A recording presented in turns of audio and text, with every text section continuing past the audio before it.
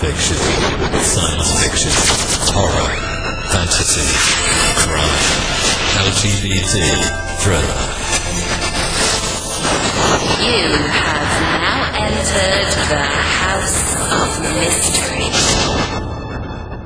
Welcome back into the House of Mystery, and I'm Al Warren, and we've got a returning co-host. He's just been all over the country on tour. On tour to get my daughter married, yes. Yeah, well, it sounds like it's a job. Yeah, well, I drove to Palm Springs. Yeah. 4,120 miles of fun. Great country, though. Saw America. Well, yeah, there's some really nice places to go through. And the weather, too, right? You were in Palm Springs, right? Palm Springs. It's perfect. Wow. Perfect. Beautiful. It was actually perfect all the way, except for we got 45-mile-an-hour sideways winds with dust storms and tumbleweeds a few times, but that's all true. But I took 2 weeks off from Al. I don't know if I can. I had withdrawal symptoms. I don't know how to talk anymore, if I ever did. Well, yeah, but, I started the dust storms, just so you know.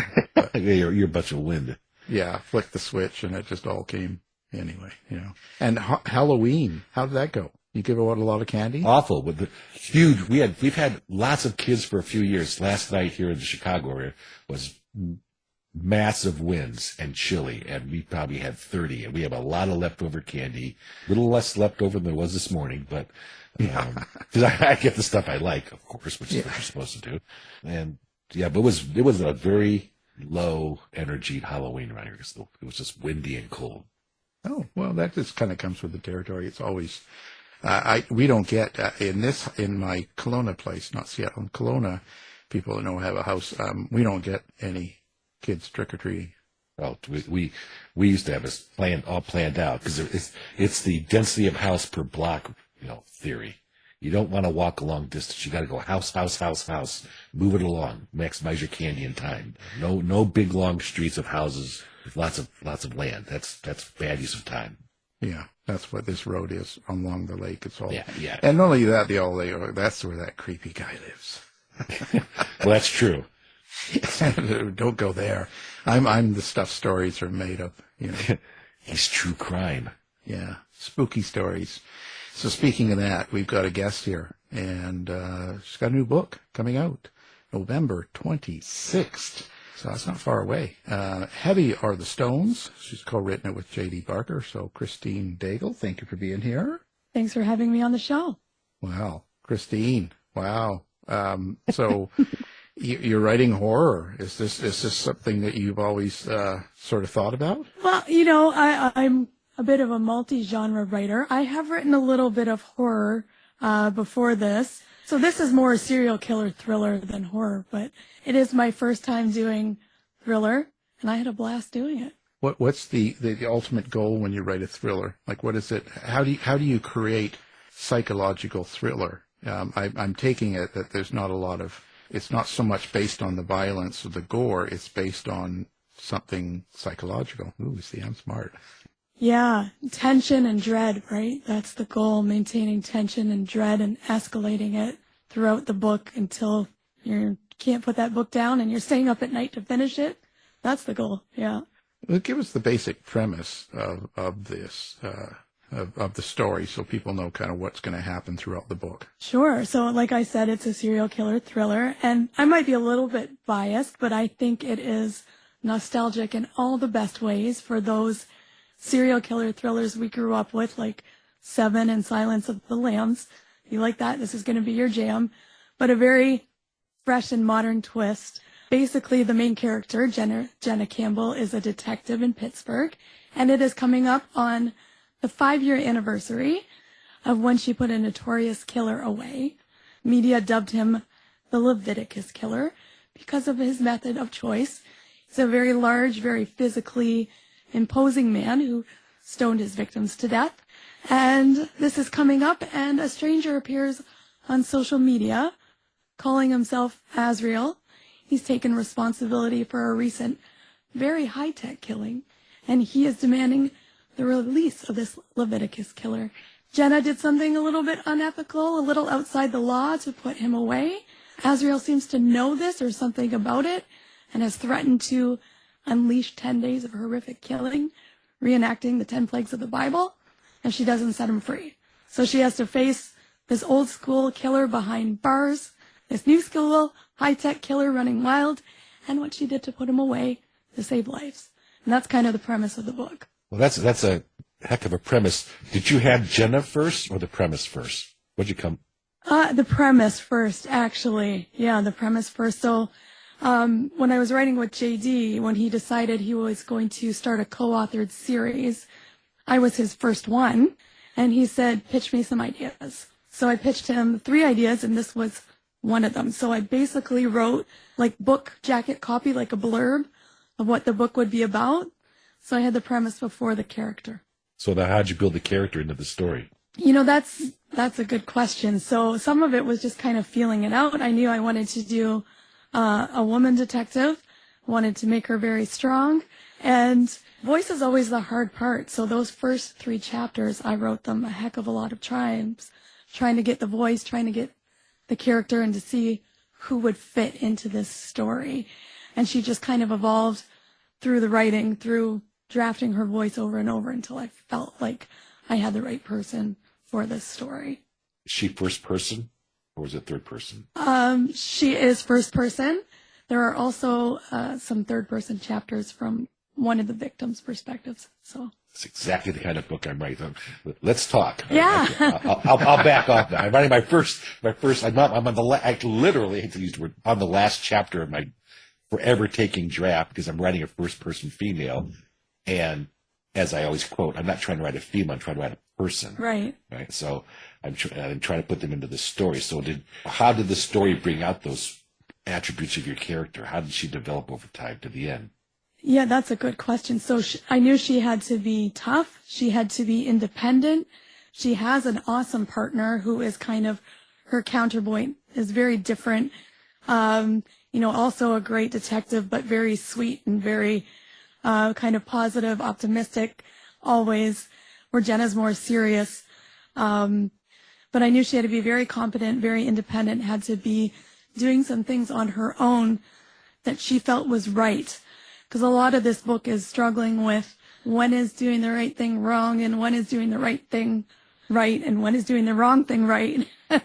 And all these pieces in between, looking at those morally gray pieces. So I needed a character who could deal with that, who could deal with a very physically imposing old school killer and not be intimidated, who could deal with someone who is setting things up in advance, be persistent, not be frustrated. So yeah, I mean, I think they developed through the story, so I got to know her, who I would need to meet these challenges, how she was mirroring the killers and what they were doing and how those things would all tie together.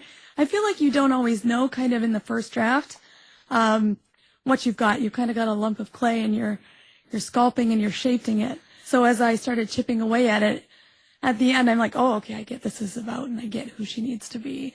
So a lot of that, I think, comes in the revision process as well. Well, you started out good if you just got a lump of clay. Yeah. Well, it's a Bible thing. You start the lump of clay, Leviticus, I don't know. Yeah, yeah. So listen, do you actually develop a relationship with your main character, like Jena? Like, are you? Because a lot of writers will say this. They'll say they're like friends or they're like family or they hear voices and all that sort of stuff. What's your experience? Yeah, we talked. She wasn't happy with me in some places about what I was doing to her. But I think you have to have that voice in your head. You have to kind of be able to hear them as a real person and what they're saying to you, especially in first person. I think voice is so important to make her come alive on the page. Like they become real people. You kind of know what their drink and food choices are going to be, what their playlist is going to be. Jena does not like heavy metal. So those are the things that do develop over time and you really get a feel for their personality, what they would do, what they wouldn't do, why they would make those decisions. I think, in my day job, having a background in psychology, that helped. I kind of understood her motivations and why she was doing things. Yeah. Who does she listen to? Prince? Yeah, she kind of likes just the more old school rock, and yeah, she would like Prince a lot. Kansas. Yeah. Kansas. I'm going to see a Kansas concert tonight. That's like that. Yeah, she likes Bruce Springsteen. She loves The Boss. you know? Oh, yeah. Well, they're contemporaries. Yeah. So, well, I had another question to go with, but I'm going to go with another question first, Al, is you had the background in psychology? Neuropsychology. I'm a neuropsychologist and clinical psychologist, yeah. Yeah, sorry to hear that. I know, me too. I'm sorry to hear it too. Yeah, screw you up for life. Yeah. Okay, so you had to ask the question, since that's a background, every author uses their background to write. Mm-hmm. The obvious question is, how did you use that neuropsychology to create the actual character? Was that just the music, or was there something else in there that maybe somebody doesn't know that background can say, I need to look that up? Yeah, so I guess for the main character, a lot of it is just knowing why people act the way they do and what is important to her. She's very concerned with doing the right thing, being the hero, having a good legacy, but she didn't go about it the right way. And she's got a lot of fear about that. She's got a lot of fear about people finding out that she's maybe not exactly how she presents herself. She's not this hero who saved the city. She's not this upstanding cop in every way. She's a real person. And so a lot of that is looking at what motivated these actions. A lot of it is what is she trying to present to the world as how she wants them to see her versus who is she actually internally and in her private life. And that was one of those things I was like, I'm not really sure what I'm writing about in this book thematically. I don't go in with like a strong theme. I just kind of want to entertain people. But I think as you're writing, themes emerge, and this theme of legacy really came out for me through the writing process. She's concerned about her legacy.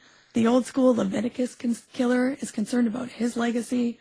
This new school is concerned about legacy. So this theme of how do you want to be remembered, and how does that motivate your actions came out in this book. So it really helped me understand why people were motivated to do what they're going to do and how they're going to act. So that was very helpful. Yeah. How did you wedge in the secondary characters in to make that display her and display other aspects of what you're trying to get across? Right. So yeah, there are a lot of other characters. Her partner, who is kind of knows what she's about, so she'll kind of gently call her on her actions sometimes, and has to force her to make a decision.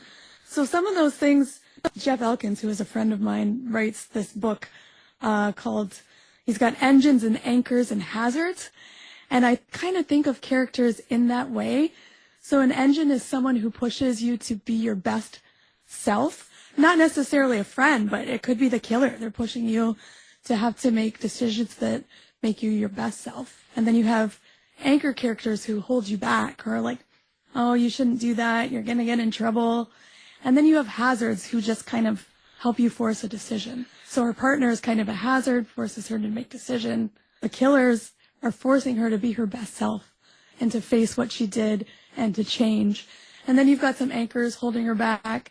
Her boyfriend is like, maybe you shouldn't confess what you did. It's going to jeopardize your job. So you've got all these other side characters who support the main character in how they make decisions. And so that, for me, I have always found is a helpful concept when I'm thinking how characters interplay. Taking notes. Yeah. Yeah, he's right. He's learning to write a book here. So yeah. Learning right on number 5. Yeah.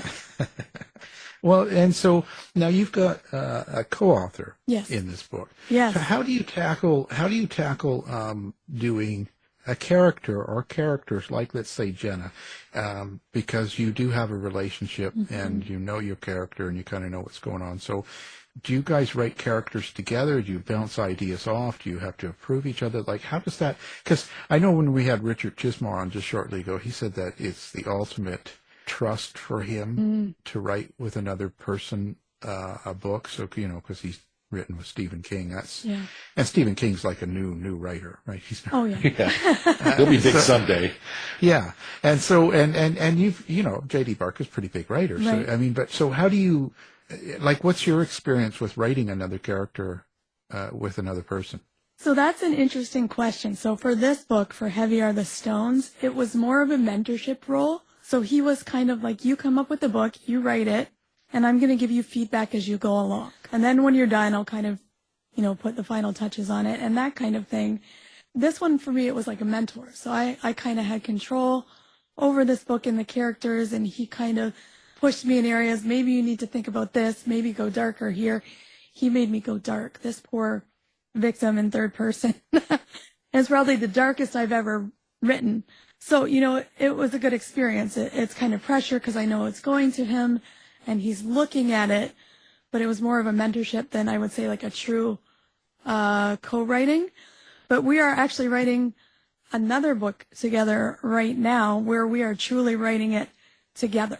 So it's been a very different experience. We're working on a Flatliners book based on the screenplay, the original Flatliners, you might remember, with Kiefer Sutherland, Julia Roberts. Yeah, so we're doing an original concept novel together in that universe, and we have truly been doing that together.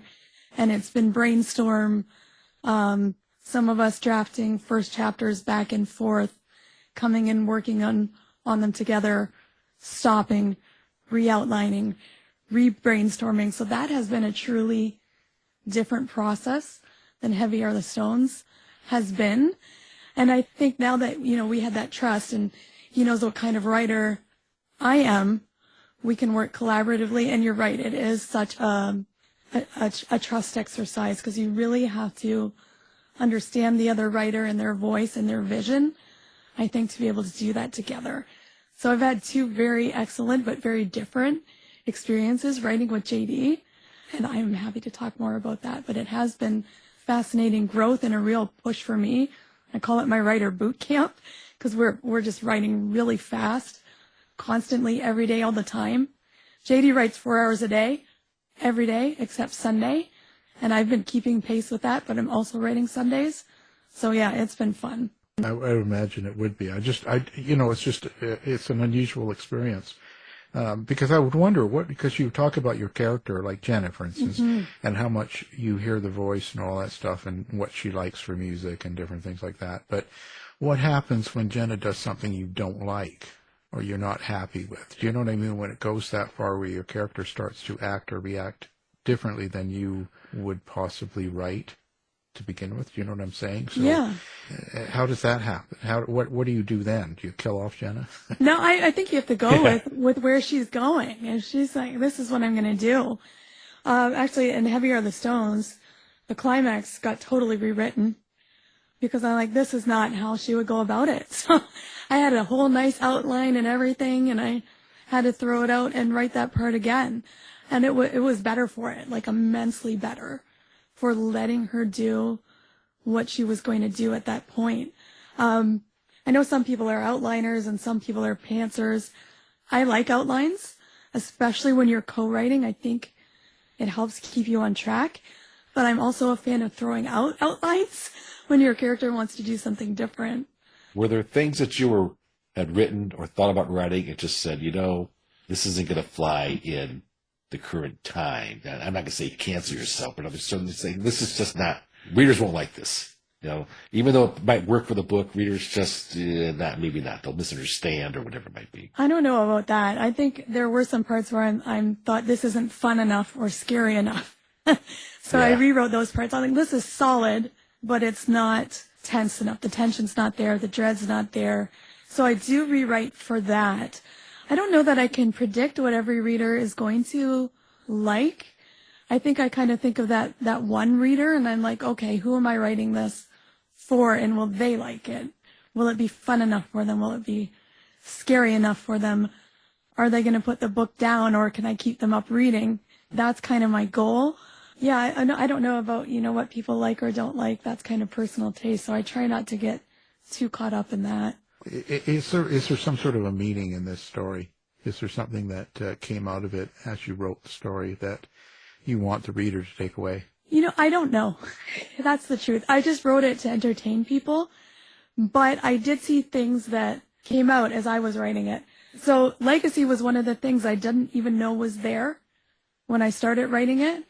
And I started realizing that it was about legacy, that some people really want to do good in the world and leave a good legacy, where other people just want people to remember their names.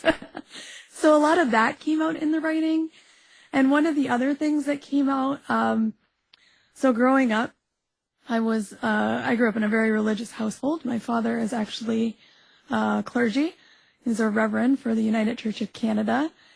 And of course that had an impact on me growing up.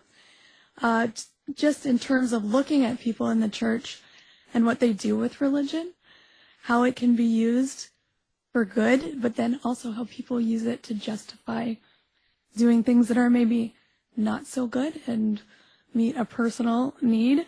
So that has always been fascinating to me. So some of that came out in the writing as well. Well, then why Pittsburgh? Why?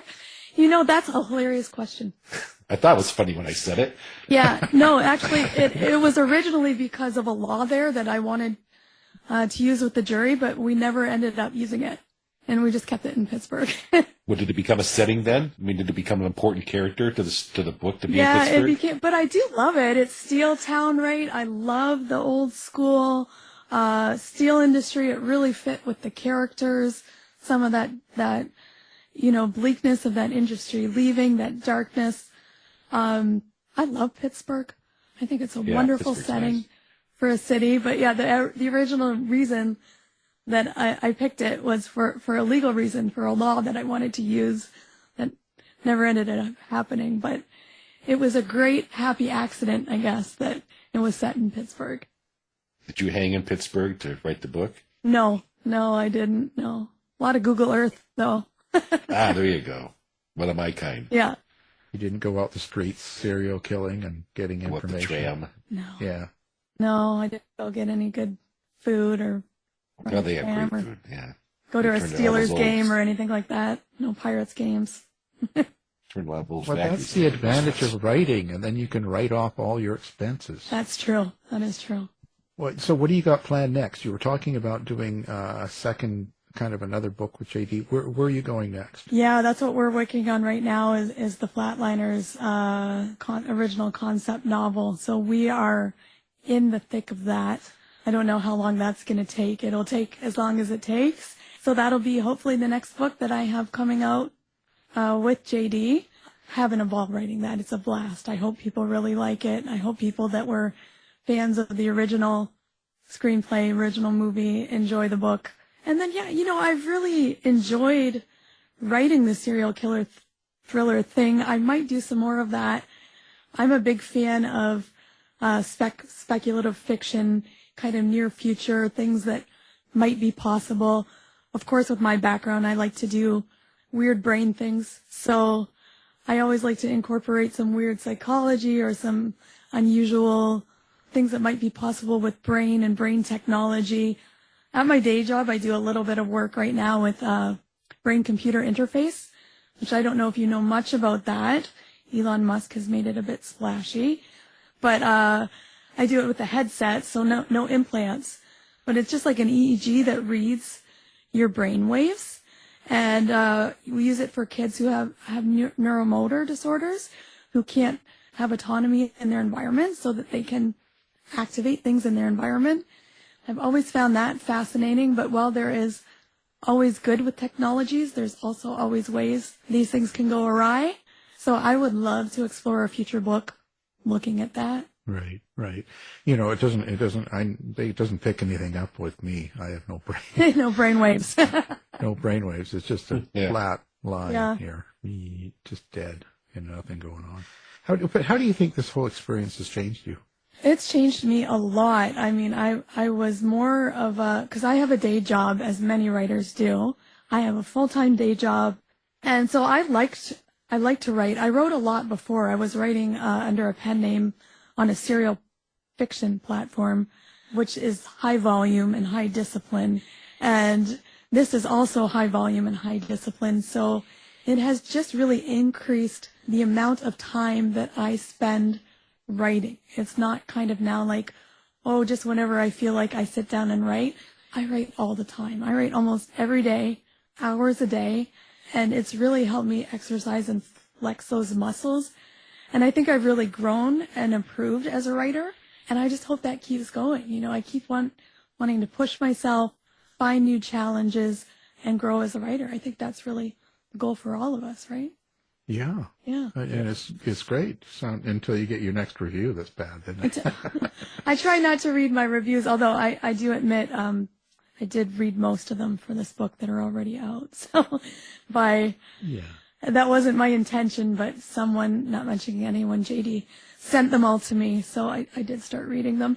And, I was pleasantly surprised. So can't say. Well, we'll see if we bad can things get that about changed. Yeah, surprise. Surprise. Yeah. Well, you can't win them all. Yeah. Right? So how do people get a hold of you? Do you have readers interact with you? Do you have social media? Do you have website? Where do people find Christine? I do. It is ChristineDaigleBooks.com is my website. All of my socials are on there. My email is on there. I'm mostly active on Instagram, a little bit on X. I'm still hanging around there. But I am at 1C Daigle on all my social media. So I'm easy to find. Come say hi. I'd love to say hello. Yeah, she likes it that way. Come on. Yeah. Tell her what you think, But we'll put all that up on our website so people can find you easily, which, there we go. And so it's been a pleasure. The book, Heavy Are the Stones, and the guest, Christine Daigle. Thank you for being here. Thank you so much for having me. Thanks. This has been a production of the House of Mystery Radio Show. To find out more about our show, guests, or hosts, go to our website at houseofmysteryradio.com.